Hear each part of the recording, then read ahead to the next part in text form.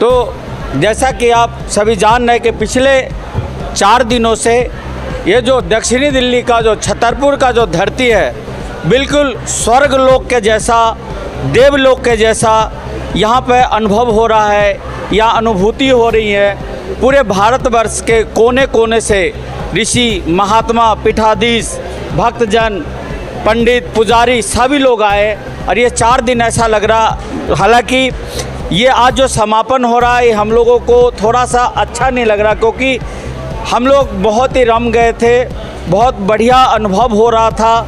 ऐसा लग रहा था एकदम भक्ति भाव में डूब गए, विलीन हो गए हैं। और जगह जगह जो आज का जो मुख्य आकर्षण जो था वो था राम सीता का विवाह, और साथ ही जो हमारे 5 हवन कुंड में जो आज पूर्ण आहुति दे करके इस विश्व शांति यज्ञ का समापन किया गया। हमारे बीच जो राम सीता विवाह के लिए अयोध्या से 2 महाराज आए हैं, मैं उनसे बात करता हूं, मैं उनसे उनका परिचय लेता हूं।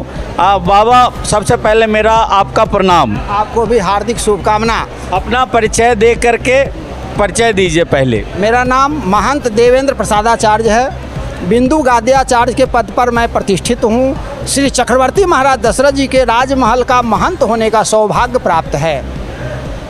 तो ये महाराज जो आप जानते होंगे, जो बहुत दिनों से पूरी दुनिया में जो अयोध्या जो एक विषय वस्तु बना हुआ था और एक जो सनातनी लोगों का एक अधिकार की जो लड़ाई थी, उस अधिकार की जीत भी हुआ।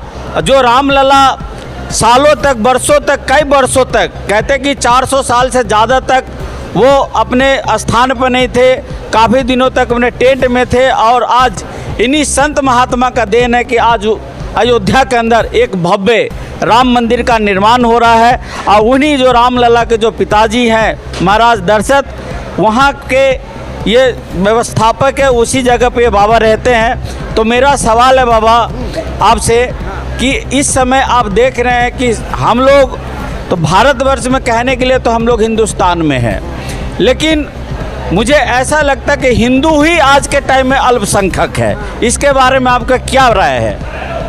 हिंदू लोग जागृत नहीं हैं, सो रहे हैं। अपने धर्मों का पालन करें तो हिंदू इतना सबल हो जाएगा भगवान की कृपा से कि उसको कोई कुछ नहीं कर सकता है। लेकिन धर्म के विमुख हो जाने के कारण सब लोग परेशान हैं। ऐसा लग रहा है कि हिंदू जो है अल्पसंख्यक हो रहा है या हो गया है। तो ऐसा ये तो नहीं कि हम लोग पश्चिमी शैली में जा रहे हैं, आधुनिकता की ओर जा रहे हैं। एक मतलब घर घर में हर लोगों के हाथ में मोबाइल होने से ये भी एक बहुत बड़ा कारण हो सकता है। पश्चात शैली का हम लोग ज़्यादा अनुकरण कर रहे हैं। हमारे जो आध्यात्मिक शक्तियाँ थी पहले, ऋषि मुनि जो बताए मार्ग, हम उसको छोड़ रहे हैं। हम आधुनिकता में इतने जा रहे हैं कि लगता है कि विकास की जगह हम लोग विनाश के रास्ता को पकड़ रहे हैं। इसलिए हम लोगों को पुनः अपने आध्यात्मिक रास्तों पर आना पड़ेगा। हमारे जो पूर्वज किए हमको उसको अनुसंधान करना पड़ेगा, उसमें जो अच्छाई थी उसको अपने जीवन में रखना पड़ेगा सतत, तभी हमारा कल्याण होगा। आप लोग जानते हैं सूर्य भगवान भी जब पश्चिम की तरफ जाते हैं तो अस्त हो जाते हैं। उसी प्रकार से जो पश्चिमी सभ्यता का अनुकरण करता है वह विकास नहीं कर सकता, वह उसका विकास अवरुद्ध हो जाता है। तो आपने सुना जो महाराज जी का बहुत अच्छा बात है, अगर आप पश्चिमी सभ्यता को पकड़ेंगे तो आप अस्त हो जाएंगे, आपका सूर्यास्त नहीं हो सकता, आप अस्त हो जाएंगे। अच्छा, आप आज के समाज के लिए आपके तरफ से क्या संदेश है? और दूसरा एक सवाल है कि आपके जो अयोध्या में जहाँ पर रहते हैं वहाँ पर किस किस प्रकार का कार्यक्रम करते हैं, साल में कौन सा कार्यक्रम का आयोजन करते हैं? आज सबके लिए यही संदेश है कि राम हमारे आदर्श हैं। हम राम के आदर्शों को आत्मसात करने का प्रयास करें।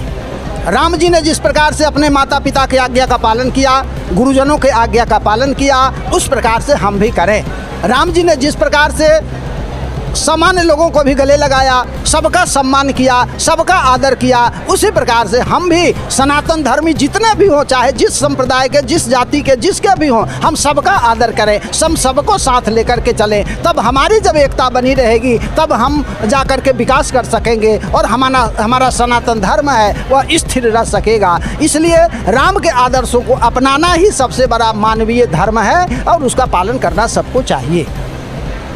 ये मैंने आपसे हाँ, आपने एक और बात कही कि आप अयोध्या जी में रहते हैं, वहाँ पर क्या हो रहा है। वहाँ तो अयोध्या में यद्यपि अवध सदैव सुहावनी, वहाँ हमेशा सुहावना ही रहता है, लेकिन जब से राम जन्मभूमि पर भव्य मंदिर का निर्माण हो रहा है तब से लोगों में उत्साह 100 गुना अधिक बढ़ गया है। और सब लोगों की यही प्रतीक्षा है कि कब भगवान रामलला का भव्य मंदिर बनकर तैयार हो और हम लोग भव्य मंदिर में रामलला का दर्शन करें। यही सबकी ही इच्छा है और सब इसके लिए ललायित हैं और सब लोग बड़ी संख्या में अयोध्या नित्य आ रहे हैं और आकर के भगवान के मंदिर जो बन रहा है उसका दर्शन कर रहे हैं और सब लोग भगवान से प्रार्थना कर रहे हैं कि मंदिर शीघ्र बन जाए और राम राज्य हम लोगों के देश में स्थापित हो, जिसमें सभी सुखी हो, सभी प्रसन्न रहें, सबका विकास हो, कोई दुखी ना हो।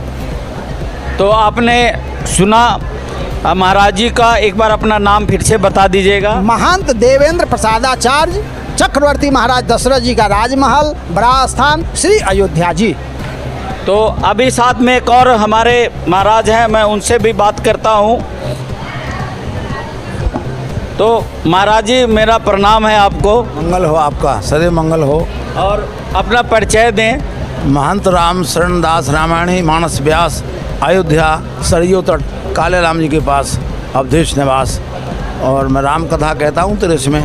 राम कथा वाचक हैं आप। जी जी जी। तो कुछ हमारे दर्शकों का रामचरितमानस से कुछ अच्छा सा श्लोक सुना दे, जो हमारे जो लोग जो भटक गए हैं, जो इधर उधर बहक गए हैं, वो कम से कम अपने पुराने रास्ते पे जो हमारा सनातन धर्म का जो मूल जो मंत्र है उस पर वो वापिस आ जाए। भगवान श्री राम जब मंडप में बैठे तो आज की बात सुनो सजनी, मणव्य प्रगटो एक कौतुक भारी, और राम को रूप निहारी सब, मति बड़े भ्रम भई सब गावन हारी। तो राम को रूप निहारी सब, मति बेभ्रम भई सब गावन हारी। और भूल गई अब देश को नाम, सो देने लगी मिथिले सहिंगारी। जब राम मंडप में बैठे चारों भैया, चारों महारानी, तो ये बिहार का पद्धति है कि विवाह होता है सीताराम जी का, तो मिथिलानी गालियाँ देती हैं, तो वो देती हैं दशरथ जी को। वैसे आपको बता दे महाराज, मैं माता सीता के जन्म धरती से मेरा घर है सीतामढ़ी। हाँ, मैं वहीं जाता हूँ, रेणुसेतपुर, वहीं मैं कथा कहा हूँ कॉलेज में। उसी कॉलेज में कथा हुई है 9 दिन मेरी, और वहाँ का क्षेत्रफल, मेरे सब भक्त हैं वहाँ के, मिथिल में सब में जाता हूँ। तो श्री रघुबीर विवाह है जे सप्रेम गावहीं सुनई, तिनको सदा उछाए, मंगलाय तनु राम जस।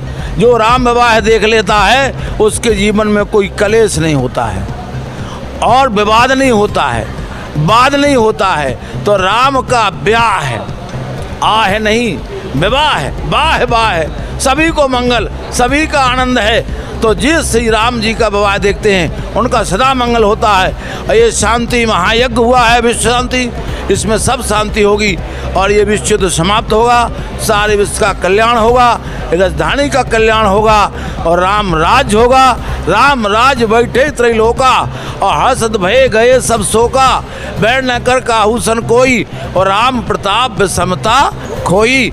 ये हमारे गुरुदेव हैं और गुरुदेव के माध्यम से हम सारे राष्ट्र में राम कथा का प्रचार प्रसार करते हैं। आपके चैनल का मंगल हो, आपके सदस्यों का मंगल हो, और ये राष्ट्र का मंगल हो, और राम राज की स्थापना हो, भारत अखंड हो।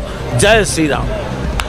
तो आपने सुना दोनों महाराज को कि आज के समय में हम लोगों को बहुत ज़रूरी है, जो अपने रास्ते से हम लोग पृथक हो चुके हैं, यानी कि भटक चुके हैं, अलग हो चुके हैं, ज़रूरी है सनातनियों को उस रास्ते पर आना, तभी हमारा अस्तित्व जो बच सकेगा। नहीं तो एक छोटे से मुट्ठी भर लोग जो हमें बहुसंख्यक होते हुए भी हमें अल्पसंख्यक का अनुभव कराते हैं। अभी आपने देखा होगा कि दिल्ली में कुछ दिन पहले दंगा हुआ, जब बुलडोज़र पहुंचा वहां तो 15 मिनट के अंदर कुछ लोग वहां पे आके खड़े हो गए और सुप्रीम कोर्ट से स्टे ऑर्डर लेके आ गया।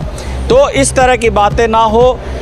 कहते हैं कि अभी मैंने एक पिछले दिनों एक महाराज जी से मैंने बात किया, उन्होंने बहुत अच्छी बात कही कि गंगा ये नहीं देखता कि वो राम का खेत है या वो रहीम का खेत है, वो सदा अपना जल सभी को बराबर देता है। तो इसी तरह ये सनातन धर्म है, इसी में ना कोई भेद है, न कोई भाव है, न कोई छोटा है, न कोई बड़ा है। तो कहते हैं कि सबका सम्मान, सबका विश्वास और सबका साथ, यही सनातन धर्म है। इसी के साथ मैं आज का ये कार्यक्रम मैं यही समाप्त करता हूँ। दीपक कुमार, नमस्कार, धन्यवाद। ये वीडियो YouTube पर देख रहे हैं तो हमारे चैनल को सब्सक्राइब करें और बेल आइकन को दबाना ना भूलें। अगर आप Facebook पर ये वीडियो देख रहे हैं तो हमारे पेज को लाइक करें।